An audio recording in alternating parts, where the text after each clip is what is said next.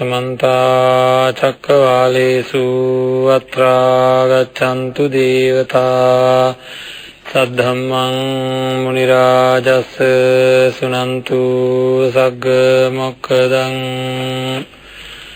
धम्मश्रवणकालो अयं भदन्ता धम्मश्रवणकालो अयं भदन्ता धम्मश्रवणकालो अयं भदन्ता साधु साधु साधु नमो तस् भगवतो अरहतो सम्मा संबुද්දස්ස नमो तस् भगवतो अरहतो सम्मा संबुද්දස්ස नमो तस् भगवतो अरहतो सम्मा संबुද්දස්ස साधु साधु साधु विविच्च कामेहि विविच्च अकुसलेहि धम्मेहि सवितक्कं सविचारं विवेकजं प्रीतिसुखं प्रथमध्यानं उपसम्पज्य विहरति साधु साधु साधु සදා බුද්ධ සම්පන්න පින්වත්නි අවබෝධ කර ගැනීම පිණිස බුදුරජාණන් වහන්සේ දේශනා කරපු ආකාරයට අපි කළ යුතු දේ කළ යුතු වෙනවා නොකළ යුතු දේ නොකර සිටිය යුතු වෙනවා ප්‍රායෝගිකව මේ දේශනා කළ තියෙන මාර්ගය භාවිතා කරන්න ඕනේ පාවිච්චියට ගන්න ඕනේ මෙන්න මේ උතුම් මාර්ගය භාවිතා කිරීම සඳහා අවශ්‍ය කරන ප්‍රායෝගික වැඩපිළිවෙල සාකච්ඡා කර ගැනීම සඳහායි බෞද්ධ මාධ්‍යාලය නිවන් මඟ කියන ධර්ම දේශනාව මාලාවක් සංවිධානය කරන්නේ මෙය බොහෝ ශාස්ත්‍රීය කරුණු එකතු කරගන්න ධර්මදේශනා මාලාවක් නෙවෙයි ශාස්ත්‍රීය කරුණු එකතු කරගන්නවට වැඩිය බහුශ්‍රృతභාවය වර්ධනය කර ගැනීම විතරක් අරමුණු කරන්නේ නැතුව ධර්මදේශනා මාලාවේ අරමුණු කරන්නේ ප්‍රායෝගිකව මොකක්ද අපි කරන්න ඕනේ කියලා. දැන් අද දවසේ අපි ප්‍රථම ධ්‍යාන මට්ටමට තමන්ගේ චිත්තසංතානය වර්ධනය කරගන්න ගැනීමෙන් ලැබෙන ප්‍රයෝජන ගැන සාකච්ඡා කරන්නේ මින් පෙර ආතුව ආනාපාන සති භාවනාවෙන් ලබාගත් යම් දැනීමක් එක්ක අපිට ඒ පිළිබඳ තව උනන්දු ඇති කර ගැනීම සඳහායි අපි සාකච්ඡා කරා ආනාපාන සති භාවනාවෙන්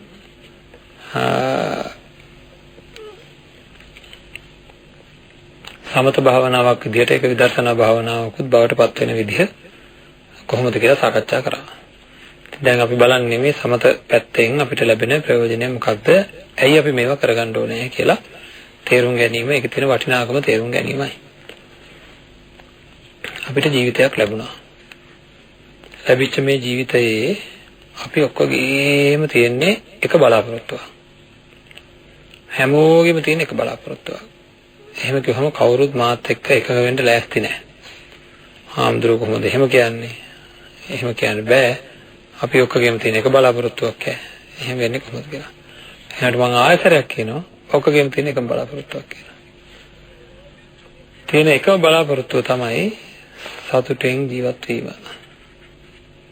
එතකොට දැන් අපි මේක තේරුම් ගත්තාම බලන්න ඕනේ මේ සතුට කියන එක කොහෙද උපදින්නේ? සතුට ඇහි උපදිනවාද? ඇහෙන් රූප පේනකොට කොහෙද උපදින්නේ? සිතේ නේද? කනෙන් මිහිරි ශබ්ද ඇහෙනකොට ඇහැට කැමති රූප දැනෙනකොට හිතේ උපදිනවා. මිහිරි ශබ්ද ඇහෙනකොට කනේ උපදිනවා. නාසයට හොඳ ගන්ධ, දිවට හොඳ රස දැනෙනකොට සිතේ උපදිනවා. නේද? මිහිරි ශබ්ද ඇහෙනකොට කනට මිහිරි ශබ්ද ඇහෙනකොට සිතේ උපදිනවා. එතකොට දැන් මේ සතුට කියන එක උපදින්නේ කොහෙද? සිතේ. සිත සතුට කර ගැනීම සඳහා අපි ඇහැ කන නාසය දිව ශරීරය සහ ආදරය ආදී දේවල් භාවිතා කරමින් මනස කෙනින්දිය තුල අවශ්‍ය කරන ධර්මයන් උපදවා ගන්නවා. එතකොට එහෙනම් හිත කියන්නේ නිෂ්පාදනාගාරයක් කියලා හිතන්නකො මොන හරි නිපදවන තැන. එතන වෙලාවක සතුට විතරද උපදින්නේ? නෑ දුකත් උපදිනවා. නේද? දිගටම සතුට උපදවා ගන්න පුළුවන් නම් බොහොම හොඳයි. නේද? දිගටම සතුට උපදවා ගන්න පුළුවන් නම් කිව්වහම මහා අවඥා සහගත හිනාවක් තමයි ඔය පැත්තෙන් ආවේ. නේද? අප්පෝ ඒක ගැන නම් කතා කරලා වැඩක් නැහැ නේද? ඒක ගැන නම් කතා කරලා වැඩක් නැහැ කියලා හරියට මට නිකන් එහෙම කතා කරලා කිව්වා වගේ ওই පැත්තෙන් hina වුණ විදිය අප්පෝ නේද?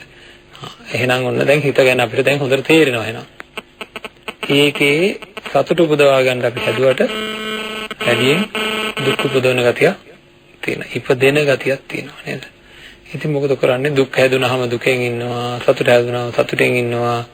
හිත එක එක වෙලාවට එක එක විදිය ඒව මන්ද කරගන්නේ නෑ නේද?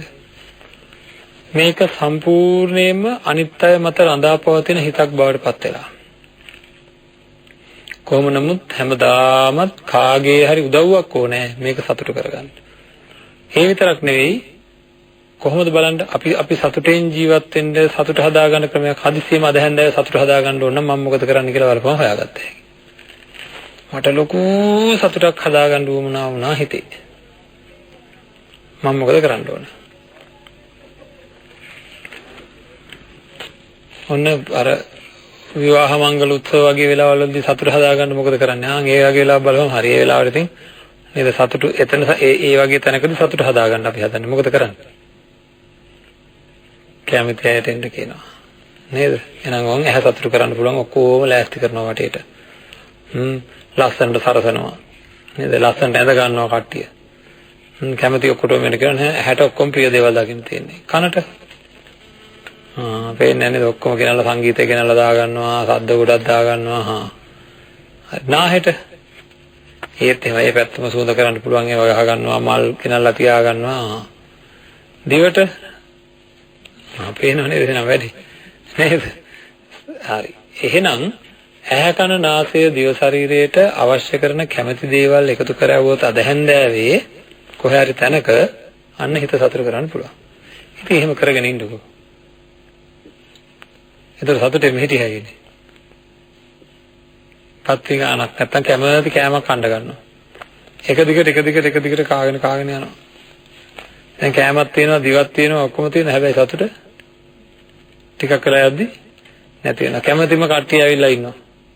අදත් ඉන්නවා, හෙටත් ඉන්නවා, අනිද්දාත් ඉන්නවා, යන පාටක් නැහැ. දැන් සතුට නැති වෙනවා. කට්ටිය ඉන්නවා, සතුට නැති වෙනවා. තේරෙනවද වැඩි? ඉතින් මේ වගේ මේක මහා උගුලක්, මේක මහා මොකද්ද වැරදීමක්. අපි නිකන් මොකක් හරි පටලගෙන වගේ ස්වභාවයක් තේරෙන්න ඕනේ. ඇහැ කන නාසය දිව ශරීරයට පංචකාම සම්පත්තියෙන් සතුට හොයන අයට හරිය අකරතැබ්බ තමයි වෙන්නේ. හරි. ඉතින් ඔන්න මලමිනී ළඟට වෙලා කෑ ගහනවා ඊට පස්සේ අකරතැබ්බ වෙන්නේ මොකද? ඒ සතුට ලබා ගන්න ගියාට වැඩිපුර විඳින්න වෙලා තියෙන්නේ කැමැති අය කිට්ටු කරගෙන සතුට ලබන්න බලාගෙන ඉන්න අයට මොකද කරන්නේ? කැමැති අය කිට්ටු කරගෙන කැමැති අය කැමැති විදිහට කතා කරනවා නම් නේද? කැමැති අය කිට්ටු වෙලා විතරක් මදි. ඒ කට්ටිය කරුණාවෙන් කතා කරන්නත් ඕනේ. ඒ කට්ටිය මං කැමති විදිහට මං අවශ්‍ය දේවල් මට ලබා දෙන්නත් ඕනේ. ඒ හැමදේම වෙනවනම් සතුටුයි. හැබැයි ඉතින් ඒක කවදාකවත් ඒ විදිහට වෙන්නේ නැහැ. උනත් ඒක පවත් ගන්නත් බෑ. ඒකින්ද වැඩිපුර ඉඳ වෙලා තියෙන්නේ දුකේ. ඒ විතරක් නෙවෙයි ලොකු වියදමක් දරන්න වෙලා. මේ හිත සතුටු කරන්න හරියට වියදම් කරන්න වෙලා. ඇයි? රූප, ශබ්ද, ගන්ධ, රස, ස්පර්ශ ලබා ගන්න ඕනේ මේකට. රූප ලබා ගන්න වියදම් කරන්න ඕනේ, ශබ්ද ලබා ගන්න වියදම් කරන්න ඕනේ. දන්නවනේ නේද? පංචකාම සම්පත්තියට හරියට ඇයි ඔය වැඩ? හරියට වැඩ කරන්න වෙලා උපන් දවසේ ඉඳන් වැඩ. ඒතරකේ උපන් දවසේ ඉඳන් වැඩ නැහැනේ. නේද? බලන්න කිරි ගොඩක් බොනකොට අම්මා කිරි ටිකක් දෙනකොට සතුට ඇති වෙනවා. ඒකනේ අඬන එක නවත්තන්නේ. එතකොට කිරි උරන එක නැවතුවොත් ආය එයාට සතුට නැති වෙනවා. ඒකින්ද මොකද කරන්නේ? එක දිගට කිරි උරන්න වෙනවා එයාට එක දිගට. සතුටින් ඉඳනවා. එහෙනම් වැඩ. ආපු වෙලාවෙ ඉඳන් වැඩ. නේද?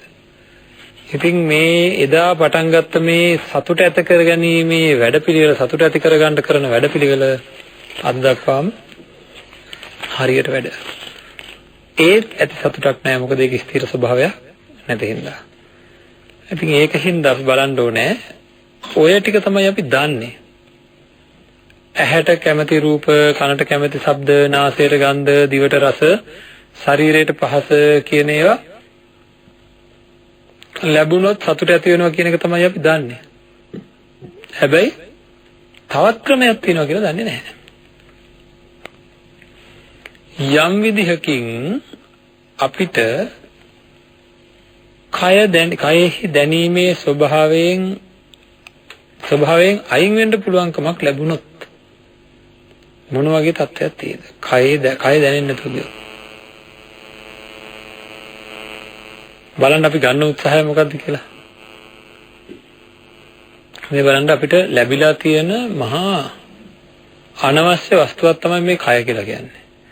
මොකද කය භාවිතා කරගෙන හිත සතුටු වෙන්නයි අපිට සිද්ධ කරන්න වෙලා තියෙන්නේ. හම්බෙච්ච කය මේක බෙරේ වගේ. බෙරේට පාර වැදුනොත් තමයි සද්ද ඇහෙන්නේ. ඒ වගේ ඇහැට රූප, කනට ශබ්ද, නාසයට ගන්ධ. ඉතින් දැන් අපිට ලැබිලා තියෙන මං කිව්ව අකරතැබ්බේ තමයි මිහිරි ශබ්ද අහන්න කියලා තියෙන කන. අමිරියවත් ඇහෙනවද නැද්ද? නේද? හොඳ දෙයක් බලන්න කියලා මෙහෙම බලනකොට නරක දේවලුත් පේනවද නැද්ද? එහෙනම් අන්න අකරතැබ්බයක් කියන්නේ ඒක නිකන් හරියට නිකන් අර මේ මම මෙච්චරක් දෙන්නම් හැබැයි මගේ වැඩේත් කරලා දෙන්න ඕනේ කියලා සමහර අය කියන්නේ. මම ඔයාගේ වැඩේ කරලා දෙන්නම්. ඔයාගේ වැඩේ කරලා දෙන්නම් හැබැයි මගේ වැඩේත් කරලා දෙන්න ඕනේ. මම ඒක කරන්නේ කොන්දේසි සහිතව. හරි මම මේ දේ කරන්නම් මට මෙන්න මේ දේ කරන්න ඕනේ. ඒ වගේ අපිට මේ ස්වභාව ධර්මයෙන් ඇහැක් ලැබිලා තිනවා. ඔහේ කැමති ඒවා බලා ගන්නවා. හැබැයි අකමැතිවත් බලන්න ඕනේ. කැමති ඒවා බලන්න ඇහක් දෙන්නම් අකමැතිවත් බලන්න ඕනේ. කැමති ඒවා අහන්න කනක් දෙන්නම් හැබැයි අකමැතිවත් අහන්න ඕනේ. අපි ඉතින් මොකුත් නැති අපි කියන්න ඇති නේද? කියන්න ඇති නේ. ඒ වගේ හරියට නිකන් නේද? කමන්නේ ඉතින් ඔන්න ඔය කියලා තණ්හාවට හැකරන ආසේ දිව ශරීරය අපිට සකස් වෙනවා. හැබැයි හොඳ ඒවා නරක ඒවා ඔක්කොම එකේ ඇතුල් වෙනවා. මට නවත්තන්න පුළුවන් කමක් නැත්තේ නෑ. ඒකින්ද මේ කය සංසිඳවා ගැනීමට හැකියාව ලැබුණොත් අන්නේ වෙලාවේ කයේ දැනීම නැති වෙලා යනවා. හොඳයි. ඔකත් එක්ක මම මෙහෙම කියන්නම්. අපි මෙහෙම කල්පනා කරලා බලමු. අපේ ජීවිතය පාලනය කරන මහා බලවේග දෙකක් තියෙනවා.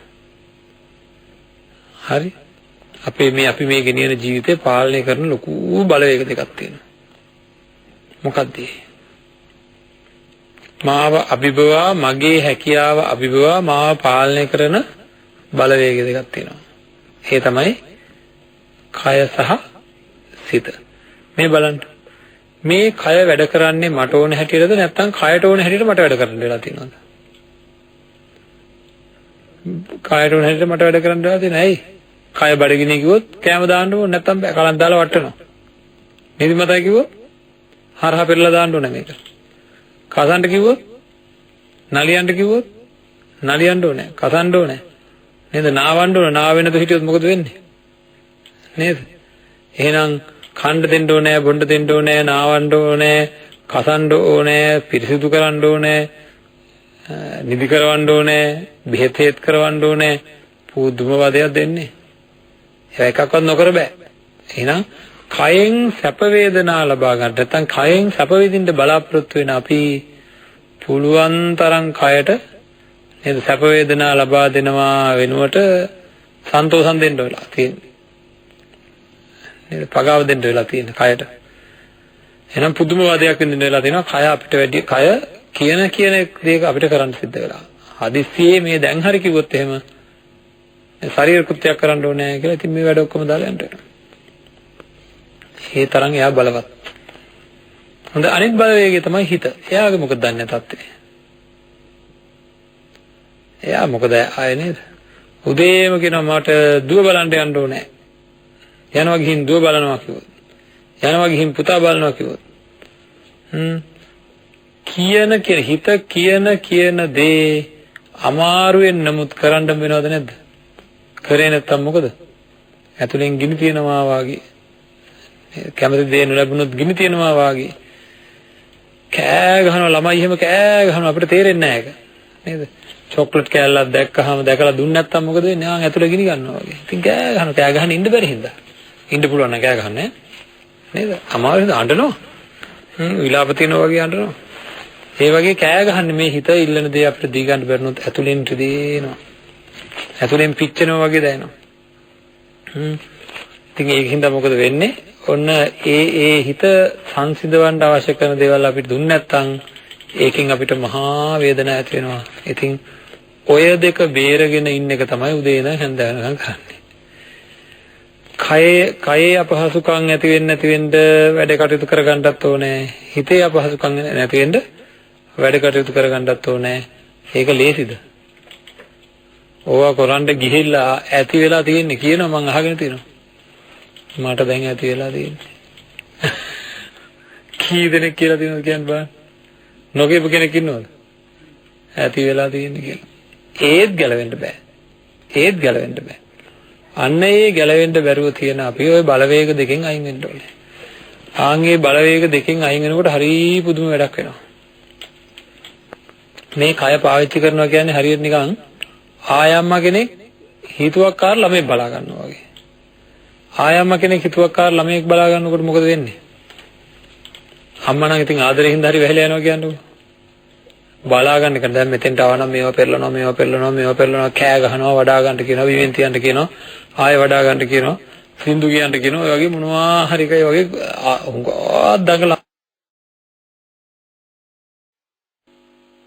පින්වත්නි බෞද්ධ ගුවන්විදුලියේ තිබූ කාර්මික දෝෂයක් නිසා වෙනුයි එම සද්ධර්ම දේශනාව අපට හරියාකාරව ප්‍රචාරය කරගෙන යන්නට නොහැකුණේ අප සෝදානම් නැවත වතාවක් පූජ්‍යපාද උඩුදුම්බර කාශ්‍යප ස්වාමීන් වහන්සේ විසින් පවත්වන සද්ධර්ම දේශනාව එතෙන් සිට ගෙනීමට ඊළඟට අපිට යම් කිසි කෙනෙක් අපිව අරගෙන ගිහලා හිරේ විලංගුවේ දැම්ම කියන්නකෝ. හිරේ විලංගුවේ දැම්මුත් එතෙන්ට මෙලා කොටු වෙලා ඉන්න ඕනේ නේද? හැබැයි අනිත් අය එලිපහලියට බහලා ගොඩාක් වැඩ කර ගන්නවා හිරේ විලංගුවේ දාපු එක්කෙනාට එක තැනකටලා ඉන්න වෙනවා. ඒ වගේ අපේ හිතත් අපිව හිරේ විලංගුවේ දානවා වගේ තීන මිද්ද ඇති කරනවා. අද බෑ හෙට බෑ අනිද්දා කී පස්සට කල්දා හිත අපේ හිත ඇකිලිලා වගේ හිර වෙලා වගේ අර කිසිම කාර්යයක් සම්භාවයක් නැතුව සමහර අයගේ ජීවිත නිකන් මැටි ගුලි වගේ වෙලා ඔහේ තියෙනවා. ඒ හිත ප්‍රබෝධමත් නැහැ. අන්න ඒ වගේ ඔහේ තිබ්බතන තියෙනවා කතා කරවුවොත් වොන පෑ ගානක් කතා කර ඉන්නවා නිදාගත්තොත් පෑ ගානක් නිදාගෙන ඉන්නවා කිසිම කාර්යයක් සමගතිය වැඩක් කරගන්න පුළුවන් ගතියක් නැහැ. අන්න ඒ වගේ තත්ත්වයක් ඒකට කියනවා තීන මිද්දේ කියලා. ඊළඟට හිත පොඩ්ඩක් නොසන්සුන් වෙලා අර හරිය නිකන් හුලඟේ ලෙලදෙන කොඩියක් වගේ. ඉතින් හුලන් තියෙන පැත්තට හැරි ඒක ලෙලදෙදී ඉන්න වෙනවා. අන්න ඒ වගේ හිත නොසන්සුන් වෙලා මේ වගේ පංච නීවරණයන්ගේ යටපත් වෙලා තියෙන හිත හදිස්සියෙම ඒ හැම එකකින්ම අයින් වුණොත් අර ණය බරෙන් ඉඳලා ණය ගෙවුවා වගේ. හරි ණය ටික ගෙවලා දැම්මොත් ආය පොලිය ගෙවන්න ඕනද? නෑ. ණය බරත් ඉවරයි. අසනීපයකින් ඉඳලා හොඳ කරගත්තා වගේ. හිරේ විලංගුවේ වැටලා ඉඳලා නිදහස් වුණා වගේ. ඒතකොට ඒ වගේ වුණොත් එහෙම මහා ප්‍රීතියක් උපදිනවා. අපේ හිත හැම වෙලේම මොන හරි හොයන ඉන්නේ. කාමචන්දේට යට වෙලා ඉන්න හිත හැම වෙලේම මොන හරි හොයනවා. උදේ ඉඳන් හැන්ද වෙනකම් හොයනවා ඉවරන්නේ. නේද? පාරේ බහලා යනකොටත් හොයනවා. ගෙදර ඉන්න කොටත් හොයනවා. මොනවද හොයන්නේ? ලස්සන රූප පෙනේවා, කැමති ශබ්ද ඇසේවා, එතන කැමති ගන්ධ ලැබේවා, කැමති රස ලැබේවා කියලා හැම වෙලේම ප්‍රාර්ථනාව තියෙනවා. අපේක්ෂාවෙන් ඉන්නේ. දැන් හම්බෙයි. හම්බුනායිද කියන කාලෙක ඉන්නේ අප්පා දැක්කේ කියලා. ඉතින් එහෙම තත්වයකින් හැම වෙලේම අපේක්ෂාවෙන් ඉන්න අපිට හිතේ තියෙන ඒ ඉල්ලන ගතිය නැති වුණොත් කොච්චර සැනසීමද බලන්න. දැන් අපි මේක උදාහරණයකින් පැහැදිලි කරගමු. මේක පැහැදිලි කරගත යුතු තියෙන හින්දා මම කැමති කෑමක් ව්‍යංජන වගේක් තියෙනවා. මම කැමති ව්‍යංජන වගේක් තියෙනවා. ඒවත් එක්ක හොඳ බත් එකක් බෙදලා තියෙනවා. හරිද? දැන් මට බඩගින්නකුත් තියෙනවා. බඩගින්න තියෙන වෙලාවක මේ වගේ බණක් කියන්නේ ඒ જાති බත් එකක් මෙතන තියෙනවා. මොකද වෙන්නේ? බණ අහන ගමන් මොකද කරන්නේ? දැන් මේ බණ ඉවර වෙයි කියලා අර කෑමක දිහා බල ඉන්නවා මිසක්ක හිත නොසන්සුන් වෙනවා මිසක්ක බණ අහන්න පුළුවන්ද? බෑ. දැන් බත් එක දෙනවා කන්න කියලා. තුන් කාලක් කනවා දැන් කා ගන්න බෑ. ඉතුරුයි. දැන් ඉතුරු ටික මෙතනින් තියෙනවා. ඉතුරු ටික මෙතනින් තියලා මම බණ කියන්න පටන් ගත්තොත් ඔය පැත්තේ කට්ටිය ආයෙත් දිහා බලන්න පටන් ගනින්ද? නෑ. දැන් හොඳට කෑවට පස්සේ දැන් ඉතුරු කරේ ඇති හින්දානේ. නේද? අන්න බලන්න අපි කැමති දේ කාලා ඛණ්ඩ බැරුව දැන් ඉතුරු කරලා තියෙන වෙලාව ගත්තොත් ඒක කෑම පිළිබඳව නොසන්සුන්කමක් තියනවද? නෑ. කොහෙද ඒ නොසන්සුන්කම නැත්තේ? බඩෙන්ද? නෑ සිතේ. නේද? කැමති කෙනාව දකින්නකම් මට ලොකු නොසන්සුන්කමක් තියුණා. කැමැත්ත තිබ්බා. හැබැයි දැකලා දැක්ක ගම ඒක ඉවරයි. නේද? අන්න ඒ වෙලාවේ දැන් අර කැමති කෑම කෑවට පස්සේ අපේ හිතේ දැන් සතුට වෙලා තියෙනවා කිව්වේ. එන්නේ ඒ සතුට, එන්නේ තෘප්තිමත් ගතිය එක දිගට තිබුණොත් ආය වෙනස් වෙන්නේ නැද්ද? එතකොට නම් කියේ බඩගිනි වෙනවනේ කියලා. අපි හිතමු කවුරු හරි දැක්කා. දැන් මට කවුරු හරි දකින්න ඕනේ. දැක්කට පස්සේ මගේ හිත සතුට වෙනවා. දැන් ඇති. ඒක දැන් ප්‍රමාණවත් විදිහට සතුට වුණා. ඒ සතුට එක දිගට තියුණා නම් ආය අරය දකින්න ඕන කියලා මගේ හිත ඉල්ලයිද? ආය අර කෑම කන්න ඕන කියලා මගේ හිත ඉල්ලයිද? එහෙම වුණොත් අපේ හිත තෘප්තිමත්. දැන් හොඳට කෑම කපනවා තෘප්තිමත්. ඒ කෑමෙන් තෘප්තිමත්. එතකොට අවශ්‍ය හම්බුනහම ඒ දැකීමෙන් තෘප්තිමත්. නේද? ඒ තෘප්තිමත් වෙච්ච අපේ හිත ඒ විදිහටම තියුණොත් කොහොතට සැනසීමෙන් ඉන්න පුළුවන්. දැන් වැඩි වෙලා තියෙන්නේ මොකද? පේන්නපු දේවල්ම ආයෙ පෙන්වන්න වෙලා. අසවපු දේවල්ම ආයෙ අසවන්න වෙලා. විඳපු දේවල්ම ආයෙ වින්දනය කරවන්න වෙලා. එහෙනම් තේරෙනවද? එතන ලොකු ප්‍රශ්නයක් තියෙනවා කියලා. නේද? අන්න එහෙම නැතුව එක දිගට තෘප්තිමත් ගතියෙන් තිබ්බනම් හැමදාම සන්තෝෂෙන් ඉන්න පුළුවන්.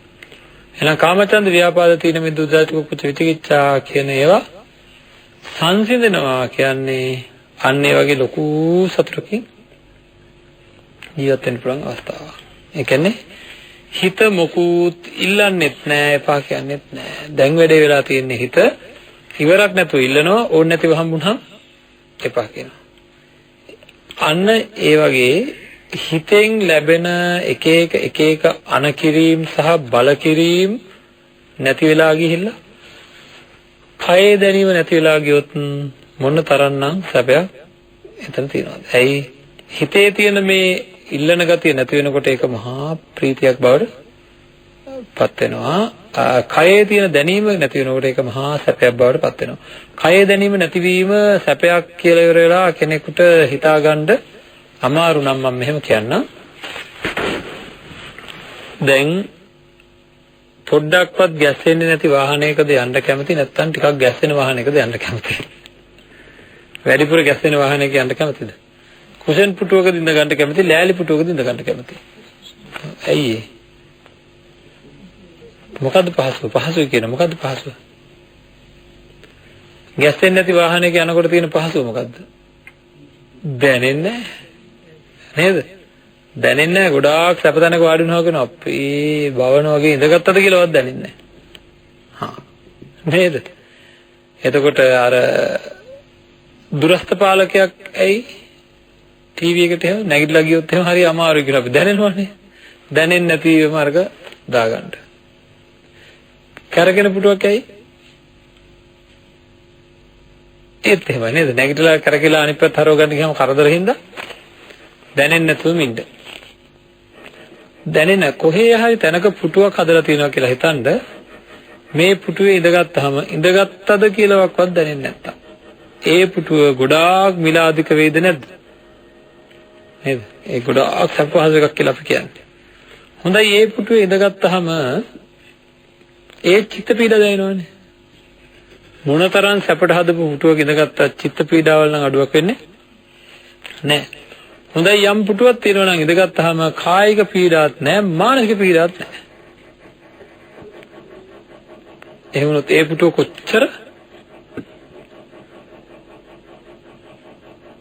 කොච්චර සැපද, කොච්චර විවේකීව ඉන්න පුළුවන්ද? කිසිම මානසික පීඩාවක් නැහැ, කිසිම කායික පීඩාවක් නැහැ. විවේකයේ උපරිමය කියන්නේ අන්නේ තත්ත්වෙද නැද්ද? අපි ගිහින් තැනකින් ඉඳගත්තා. කිසිමම කායික පීඩාවක් නැහැ, කිසිම මානසික පීඩාවක් නැහැ. එක මොහොතක් ඒ වගේ ඉඳ තියනවා නේද? කායික පීඩාවක්වත් මානසික බරක්වත් නැහැ අඩුම ගානේ. අඩුම ගානේ මේ මං තව අවුරුදු 10කින්වත් කාවවත් දකින්න ඕන කියලාවත් අදහසක් නැහැ. දැන් එහෙම නැහැ නේ. හෙට දකින්න ඕන, අනිද්දා දකින්න ඕන. සැලසුම් හදනවනේ. එහෙම මොකක්වත් නැහැ. අන්න එවැනි අවස්ථාවක් උදා වුණොත් සිත මහා ප්‍රීතියකින් පිරලා යනවා. ඔන්නේ තත්තර කියන්නේ මොකක් කියලාද? විවිච්ඡ කාමේහි විවිච්ඡ අකුසලේහි ධම්මේහි සවිතක්කං සවිචාරං විවේකජං ප්‍රීතිසුඛං ප්‍රථම ධානං උපසම්පද්ද විහෙරති කියන ඔන්නේ අවස්ථාව. හරි. ඒකට සල්ලි ඕනේ නෑ. ඒකට කිසිම බාහිර දෙයක අවශ්‍යතාවයක් නෑ. සතුට උපදවා ගැනීම සඳහා හිතේ ඇතිවන සතුට උපදවා ගැනීම සඳහා අපි රූප ශබ්ද ගන්ධ රස ස්පර්ශයන් හොයාගෙන ගියා. ඒවා හොයාගෙන හරියට මහන්සි වුණා. ඒ කිසිම දෙයක් නැතුව තවත් ක්‍රමයක් තියෙනවා අධික සැපයකින් ජීවත් වෙන්න. අන්න ඒ සැපය ගැන මතක් කරලා තියෙනවා ධර්මයේ දිව්‍ය ලෝක සැපයට වඩා වැඩි සැපයක් කියලා. දිව්‍ය ලෝකයේ ඉපදලා විඳින සැපයට වැඩි සැපයක් කියලා බුදුරජාණන් වහන්සේ දේශනා කරනවා. ඒ වෙලාවට කියනවා මාරයාගේ ඇහැ වැහුවාය, මාරයා අන්ධ කළාය කියලා සඳහන් කරලා තියෙනවා. ඉතින් අපි කොහොම හරි අපේ ජීවිතයේ ඒ ලැබිය හැකි සැපයන් ලබා ගන්නත් උත්සාහයක් ගන්න ඕනේ. මොකද දැන් තියෙන සතුට, දැන් අපි විඳින සැපය, සතුට කියන එක අනුන්මත රඳා පැවතලා තියෙන එකක්. දෙමව්පියන්ට ඒ සතුට ලබා ගැනීම සඳහා දරුවෝ ඕන වෙනවා. දරුවන්ට දෙමව්පියෝ ඕන වෙනවා. ආදරය කරන අය ඕන වෙනවා. නේද? බාහිර අය මත රඳා පැවතලා මම කිව්වොත් එහෙම ඔය සිත හරියට නිකන් අවුරුදු ගානකට 99 අවුරුද්දකට බදු දුන්න ඉඩමක් වගේ. 99 අවුරුද්දකට ඉඩමක් බදු දුන්නොත් මොකද වෙන්නේ? ආයෙත් මේ ජීවිතේ ප්‍රයෝජනයක් ගන්න බෑ. ඒ වගේ ඔය සිත්වල සතුට අනිත් අයට බදු දීලාද නැද්ද? අපරාධේ නේද? අපරාධේ අනිත් අයට බදු දීලා අනිත් අය මත රඳා පවතිනවා තමන්ගේ සතුට. තමන්ගේ හිතේ සතුට අනිත් අය මත රඳා පවතිනවා. ඉතින් අන්න ඒ රඳා පැවතීම හින්දා අනිත් අය මත ජීවත් වෙන්න වෙලා තියෙනවා නේ. දැන් අපේ දෙමව්පියෝ එහෙම දරුවන්ට කියනවා අපිට ඔයාලගේ සල්ලි ඕනෙත් නැහැ. අපිට ඔයාලගේ මොකවත් ඕනේ නැහැ. ඔයාලා පරිස්සමෙන් හැබැයි ජීවත් වෙන්න. හොඳින් ඉන්න කියලා කියනවා නේද? උදව් මොකුත් එපා, හොඳින් ඉන්න. ඒක තමයි ලොකුම උදව්ව. ඇයි හොඳින් ඉන්න කියන්නේ? ඇයි හොඳින් ඉන්න කියන්නේ? නැත්තම් අර කට්ටියගේ හිතවල දුක් හට ගන්නවා. හරිද? ඒකින්ද විතරයි ඒකයි හොඳින් ඉන්න කියලා කියන්නේ. ඒ කියන්නේ අනිත් දරුවෝ මත රඳා පැවතිච්ච දෙමාපියන්ගේ හිත දරුවෝ මත රඳා පැවතිලායි තියෙන්නේ. ආන්ගේ රඳා පැවතිලා තියෙන හින්දා එයාලව ඕන වෙනවා, හොඳින් ඉන්නත් ඕන වෙනවා.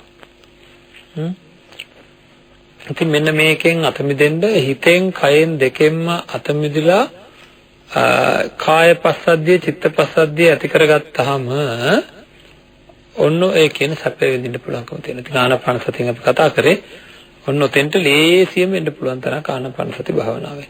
ඉතින් එහෙම වුණාම අපිට ඒ අවශ්‍ය කරන මේ ජීවිතේ අපි විඳිය හැකි උපරිම සතුට වලින් එකක් තවත් තියෙනවා කියලා තේරුම් ගන්න ඕන. මේ ඒක වයසට ගියාම නේද ඕන වෙන්නේ? අවුරුදු සාමාන්‍ය 65 70 වගේ එහෙමද නැහැ. 65 70 වෙලා මේවා කරන්න ගියාම මොකද වෙන්නේ? වෙනම සටන් වගේක් තියෙනවා. අර පස්සද්ධිය කියන එක ඇති කරගන්න අමාරුයි. වෙනම සටනක් තියෙනවා. මොකද්ද සටන? කයත් එක්ක නේද? මේ ශරීරයත් එක්ක සටන් කරන්න වෙලා තියෙන්නේ. කොන්ද රිදෙනවා බෑ නේද? කකුල රිදෙනවා, කකුල් කොන්ද වත් එක්ක සටන් අල්ලන්න වෙලා. එන කළගත හැකි වෙලාවේ කරගන්න ඕනේ. කය සකස් කිරීමට අවුරුදු 60ක් විතර ඉඳලා හරියනවද? නෑ නේද? කයෙන් උපරිම ප්‍රයෝජනයක් ගන්න නම් කයෙන් අපි හිතමුකෝ ලොකු ඔලිම්පික් තරගයක් වගේ එකක් දිනන්න තියෙනවා කියලා ඒවා කරන්න වයසට ගිහලා හරියනවද? පොඩි කාලෙමත් හරියනවද? නෑ. ඒවට කාලයක් තියෙනවා. ඒ වගේ භාවනා ආදී දේවල් වලට ඒවෙන් විපුල ඵල නෙලා ගන්න නම් තරුණ කාලෙම ඒවා අත්හදා බලන්න ඕනේ. නැත්තම් ශරීරය යටපත් කරවන්න, ශරීරය දැනෙන්නේ නැත් තත්ත්වයටපත් කරවන්න අපිට පුළුවන්කමක් නැත්තේ නැති වෙනවා. ඉතින් ඒකෙන්ද මේ ප්‍රථම ධ්‍යාන මට්ටම කියන එක ළඟා නොවිය හැකි, ළඟාවිය නොහැකි ලක්ෂයක් නෙවෙයි. අද චිත්ත ඒකාග්‍ර. දැන් අපි මේක ඔප්පු කරගමු කොහොමද මේ කය දැනෙන්නේ නැතුව යන්නේ කියලා. දැන් මගෙත් එක්ක සාකච්ඡා කර කර හිටියා. මගෙත් එක්ක සාකච්ඡා කරගෙන ඉන්නකොට මං කියනවා මේ පැත්තෙන් ඔය එක්කෙනෙක්වත් දැන් මේ ධර්ම දේශනාව ආරම්භ කරපු වෙලාවේ ඉඳලා හුස්ම ගත්තේ නැහැ කියලා. මං එහෙම කිව්වොත් මෙයා මොනවා කියයිද? අපි හුස්ම ගත්තා. ඇයි හුස්ම ගත්තා කියන්නේ කොහොමද? දැනුණාද? අපි හුස්ම ගත්තා කියලා කියන්නේ දැනුණාද? දැනලා නෙවෙයි කියන්නේ කොහොමද කියන්නේ? දැනුනේ නැත්තම් හුස්ම ගත්තේ නැත්තම් මාව මැරෙනවා කියලා දන්න හින්දා කියනවා මිසක් හුස්ම ගත්තා දැනුනේ නැහැ. නේද? ඇයි දැනුනේ නැත්තේ? අතට හුස්ම ගත්තේ නැද්ද? හුස්ම ගනිද්දිත් ඇයි දැනුනේ නැත්තේ? අන්න හරි කල්පනාව නැහැ. ඒ ගැන අපිට හිත නැහැ නේද? හිත ඒ ගැන නැත්තම් ඒක දැනෙන්නෙම නැහැ. හිත ඒ ගැන නැත්තම් ඒක දැනෙන්නෙම නැහැ. විශ්වාසද? හරි. එහෙනම් මුළු ශරීරය ගැනම හිත නැත්තම් මොන වේද? අනිවාර්යයෙන්ම දැනෙන්නේ නැතුව යනවද නැද්ද? අන්න බලන්න හිත වෙනත් අරමුණක එක දිගට යෙදෙව්වොත් මොකද වෙන්නේ? ඊට පස්සේ ඒ අරමුණ විතරක් හිතේ නැවතිලා වෙන කිසිම දෙයකට හිතට එන්න දෙන්නේ නැතුව ඒ අරමුණ විතරක් හිතේ කරකෙන්න පටන් ගන්නවා. නැවත හට ගන්න පටන් ගන්නවා. පුරුදු කරගෙන ගියොත්. හරිද? අන්න එතකොට වෙන කිසිම අරමුණකට හිතට එන්න පුළුවන්කම ඇත්තේ නෑ. හරිද? එතකොට කයට ඉඩක් නෑ. හිතේ දැනීම ඇති වෙන්න කයට ඉඩක් නෑ. හරිද? එතකොට කයේ කිසිම දැනීමක් අපිට දැනෙන්නේ කයේ දැනීමක් දැනෙන්න හිතේ අරමුණට එන්න ඕනද නැද්ද? කයේ දැනීමක් දැනෙන්න හිතේ අරමුණට එන්න ඕනේ. එතකොට හිත ඒ කයේ අරමුණට එන්නේ නැත්තම් කය අරමුණු කරන්නේ නැත්තම් වෙන දෙයක හිත හිර වෙලා නම් එක දිගට නැగి එනවා නම් වෙනස් සිතුවිල්ලක් අන්න මට කියන්න බලන්න කයේ දැනීමක් ඇති වෙන්නේ නැහැ. ඒක අරුම පුදුම දෙයක්ද? හිත ඒකාග්‍ර කරගත්තොත් වෙනත් අරමුණක කය දැනෙන්නේ නැතු වෙනවා අපිට. සම්පූර්ණයෙන් කය දැනෙන්නේ නැතු වෙනවා. එතකොට අර පුටුවේ සැප වැඩි වෙන්න මොකද උනේ? දැනෙන්නේ නැතුව ගියා. දැනෙන්නෙම නැතුව යනකොට මොනතරම් සැපයක් තියෙනවද? ඉතින් ආනාපාන සතියෙන් අපි 4 වෙනි පියවර දක්වා කතා කරා. 3 වෙනි පියවර අවසානයේදී මුළු හුස්මම අත්දැක මුළු හුස්මම අත්දකින්න පුළුවන් කියලා මම කිව්වා. උඩු කයම හරියට නිකන් මේ මොකක්ද උඩු කයම මයින්හමක් පුම්බනවා වගේ. සම්පූර්ණ හුස්ම අත්දැකලා ඒකට අපි සාකච්ඡා කරානේ පියවර 3ක්. ඒ 3 වෙනි පියවර අවසාන වෙනකොට සම්පූර්ණ හුස්ම අත්දැක ගන්න පුළුවන්. ඒ සම්පූර්ණ හුස්ම අත්දැක ගත්තට පස්සේ ඒ ඒකාකාරී ඒ හුස්මේ තියෙන ඒකාකාරී රටාව තමන්ගේ හිතේ ඇඳෙනවා. අන්න ඒ හිතේ ඇඳුනට පස්සේ ඒක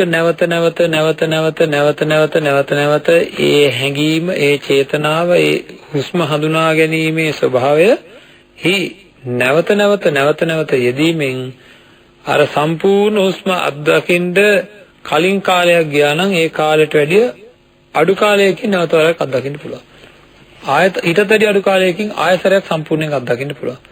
මෙහෙම කරගෙන ගියොත් හුස්ම පිළිබඳ ඇතිවෙච්ච මනෝ අරමුණේ විතරක් අපිට හිත නවත්තගෙන වාසය කරන්න පුළුවන්කම ලැබෙනවා. හුස්ම පිළිබඳ මේ ඇතිවෙච්ච මනෝ අරමුණේ විතරක් වාසය කරන්න පුළුවන්කම ලැබෙනවා. අන්න එතකොට කයේ කිසිම දැනීමක් ඇති වෙන්නේ නැහැ. අපි නිකන් උදාහරණයකින් කතා කරමු. දැන් මට මෙහෙම කියන්න. දැන් අපි මොකක් හරි දෙයක් ගැන අපිට කෙනෙක් කෙරෙහි තියෙන ආදරයක් කියලා හිතන්නකෝ. ළඟ මෙනෙහි කරන්න ආදරය කියන එක අඩු වෙනවද වැඩි වෙනවද? ආදරය කියන එක වැඩි වුණොත් මතක් වෙන වාර ගාන අඩු වෙනවද වැඩි වෙනවද? මතක් වෙන වාර ගාන වැඩි වෙනවා. එහෙනම් අන්න ඒ වාර ගන්න වැඩි වෙනවා වගේ මේ නැවත නැවත භාවිතා කරන්න මේ හිතේ කුමන හෝ භාවනාවක් එක්ක අසුබ වෙන්න පුළුවන්, මරණ සතිය වෙන්න පුළුවන්, කුමන හෝ භාවනාවකින්ද අපි හැඟීමක් ඇති කරගන්න කියලා උපදෙස් දෙනවා භාවනා කරන්න නැත්තන්ට. එතකොට ඒ හැඟීම නැත්තම් චේතනාව ඇති කරගත්තට පස්සේ ඒ චේතනාව නැවත සකස් වීම සඳහා දැන් චේතනාව කියන එක තේරුම් ගමු. දැන් අසුබ භාවනාවේදී අපි ඉදිරියේ සාකච්ඡා කරනවා අපිට මේ මුළු ශරීරයම පිළිකුලයි කියලා හැඟීමක් එනවා. මේ මුළු ශරීරයම පිළිකුලයි. හරියට නිකන් පාරේ තියෙන බලකුණක් දැක්කම අපි ඒක දිහා බලලා අප්පෝ මේක පිළිකුලයි, මේක හැ පිළිකුලයි, කන පිළිකුලයි, නාහය පිළිකුලයි කියනවද? නෑ. අන්න එකපාරටම අපිට හැඟීමක් එනවා මේක පිළිකුලයි කියලා. අන්න ඒ හඳුනා ගැනීම වගේ සම්පූර්ණයෙන්ම එක හැඟීමකටපත් තුනහම ඒපත් වෙන හැඟීමටපත් වෙන්න අපි හිතමුකෝ ඒ සම්පූර්ණ මේ ශරීරයේ පිළිකුලයි කියන හැඟීම උපදින්න අපිට ගියා කියලා සතිය තව උත්සාහ කරොත් සතිය දෙසරයක් බැරි වේද? තව උත්සාහ කරොත් සතියකට දෙපාරක් පුළුවන්. තව උත්සාහ කරොත් දවසකට සැරයක් පුළුවන්. තව උත්සාහ කරොත් තව පුහුණු කරොත් දවසකට කීපවතාවක් පුළුවන්. තවත් පුහුණු කරොත් පැයකට සැරයක් පුළුවන්. තවත් පුහුණු කරොත් ඔය විදිහට දිගින් දිගට පුහුණු කරගෙන ගියොත් අන්තිමට ඒ හැඟීම විතරක් අපේ సంతානෙ ඉතුරු වෙනවද නැද්ද? ඒ හැඟීම විතරක් ඉතුරු වෙනවා. අන්න ඒ හැඟීම විතරක් ඉතුරු වුණාම ඒ කියන්නේ ඒකට කියනවා හිතේ මේක නැගෙනවා කියලා. චේතසෝ අබිනිරෝපණා කියලා කියනවා. අරමුණ විතරක් හිතේ එක දිගට නැගෙන්න පටන් ගන්න. ඒක මං කරන දෙයක් නෙවෙයි, ඒක සිද්ධ වෙන දෙයක්. මේක පුරුදු කරපුවාම. අන්නේ අවස්ථාවට ආපුවා කියනවා. ඒ කියන්නේ ඒ අවස්ථාවට ආපුවා කියන ප්‍රථම ධානය කියලා. ඒ කියන්නේ මොකද්ද? ආයාසයෙන් කරපු දේ નિરાයාසයෙන් කෙරෙන මට්ටමට පත් වෙනවා. ආයාසයෙන් මෙච්චර වෙලා කරගෙන ආපු දේ નિરાයාසයෙන් කරන නෙවෙයි කෙරෙන මට්ටමට පත් වෙනවා. අන්න ඒ කෙරෙන මට්ටමට පත් වුණාම ඒ කියන්නේ දැන් මට එක දිගට මේ අරමුණ හිතේ නැගෙනවා මිසක්කා මේක මේ වෙනත් කොහේ යන්නේ නැහැ. මම හිතේ ඒක නග ගන්නව නෙවෙයි. හිතේ අරමුණ මම නංවා ගන්නව නෙවෙයි. හිතේ අරමුණ නැගෙනවා එක දිගට වෙනසක් නොවේ. එතකොට ඒ වෙනසක් නොවි එකම අරමුණ එක දිගට නැගීගෙන එනකොට එනවා නම් මොකද වෙන්නේ? මේ කයේ තියෙන දැනීම ඒ කයේ මේ දැනීම තියෙන්නේ එතෙන්ට හිත යමුණු. එහෙම නැතුව ක්‍රමානුකූලව ස්වයංක්‍රීයවම හිත එක දිගට ඒ අරමුණ ගන්නවා නම් ඒක තමයි විතක්ක කියන චෛතසිකයේ ස්වභාවය. ඒ අරමුණ මේ හිත එක දිගට ගන්නවා නම් ආය වෙනත් මේ බාහිර එකක්වත් එන්න දෙයක්. හරිද? ඒ විතරක් නෙවෙයි. ඒ අරමුණම ගන්නවා නම් ඒක කුසල ආරම්මණයක්. එතකොට ඒ අරමුණම ගන්නවා නම් වෙනත් අරමුණු වලින් කාමච්ඡන්ද ආදී කය දැනෙන්නේ නැහැ. වගේම කාමච්ඡන්ද ආදී දේවල් වලින් ව්‍යාපාද තීන මිද්ද ආදී කිසි දෙයක් හිතේ නැගෙන්නේ නැහැ. ආන්ගේ ගන්නටපත් කරගත්තාම කයෙන් නිදහස් වෙනවා, සිතෙන් නිදහස් වෙනවා. කයෙන් හිතෙන් නිදහස් වෙනකොට මම අර කිව්වා වගේ ආයම්මා වගේ නේද? තමන්ට ඒකින්ද ඇති වෙන විශාල ප්‍රීතියක්, විශාල සැපයක් තියෙනවා. ආන්ගේ ප්‍රීතිය සැපය භුක්ති විඳින්න පුළුවන්කම ලැබෙනවා. හරි. මේක අපි ආනාපාන සති වගේ භාවනාවක් කරද්දී හොඳට දැනගෙන ඉන්න ඕන මං යා යුතු කඩයිම මොකද්ද කියලා. එතෙන්ට ගියාට පස්සේ කියනවා කර්මන්නේ වෙච්ච හිතක් කියලා. ඒ කර්මන්නේ වෙච්ච සිතකින් අපිට පුළුවන්කම තියෙනවා ඒක විදර්ශනාවට හැරෙවොත් නාම රූප පරම්පරාව පිළිබඳව දැනගත යුතු දේවල් දැනගන්න පුළුවන්කම තියෙනවා. ඉතින් මේ පිළිබඳව අපි ඉදිරියේදී බොහෝ වශයෙන් සාකච්ඡා කරනවා. එක අරමුණක හිත නවත්වා ගැනීමෙන් දැන් ආනාපාන සතියේදී හතරවෙනි පියවර සම්පූර්ණ කරගත්තා. ඒ හතරවෙනි පියවර සම්පූර්ණ කරගෙන ඒක විදර්ශනාවකට හරවන හැටි, ඒක විදර්ශනාවට යොමු කරන විදිහ ගැන පසුව සාකච්ඡා කරනවා. අද අපි සාකච්ඡා කරේ මේ සමත භාවනාවේ තියෙන يعني ආනාපාන සතියෙන් චිත්ත ඒකාග්‍රතාවයක් ඇති කරගන්නේ කොහොමද? ඒකේ තියෙන වටිනාකම මොකක්ද කියන එක ප්‍රථම ධානයේ ආනාපාන සතිය විතරක් නෙවෙයි ඕනම භාවනාවකින් ප්‍රථම ධ්‍යාන මට්ටමට යන්න පුළුවන්කම තියෙන. ඉතින් මම බොහොම ගෞරවයෙන් ආරාධනා කරනවා හිත පුරුදු පුහුණු කරන්න. නේද? ඒකාග්‍රතාවයක් ඇති වෙන තැනට හිත පුරුදු පුහුණු කරන්න නිකම්ම ඉන්නේ නැතු. බොහෝ කාර්ය බහුල තමයි ජීවිත. නමුත් උත්සාහ කරොත් කාලය මිඩංගු කරන එක හුඟක් අමාරු දෙයක් නෙවෙයි. ඒකින්ද හැමෝම වෙනුවෙන් ප්‍රාර්ථනා කරනවා, අදිෂ්ඨාන කරනවා තම තමන්ගේ ජීවිත සුගත මුදිත කරගන්න අවශ්‍ය කරන ශක්තිය ධෛර්යය ලැබේවා. මේ ධර්ම දේශනාවකට දායකත්වය ලැබීමෙන් දැනිත කරගත්තා සියලු කුසල ශක්තියින්, සියලු පුණ්‍ය ශක්තියින් හේතු කොටගෙන මේ අත්තන්ට උතුම් නිර්වාණ අවබෝධය සඳහාම ඒ සියලු පින්පෙත් හේතු වේවා කියලා ප්‍රාර්ථනා කරනවා. ආකාසට්ටා චුම්මට්ටා දේවා නාග මහිද්దికා පුඤ්ඤන්තං අනුමෝදිත්වා චිරං රක්ඛන්තු ශාසනං චිරං රක්ඛන්තු දේශනං චිරං රක්ඛන්තු මම් පරන්ති.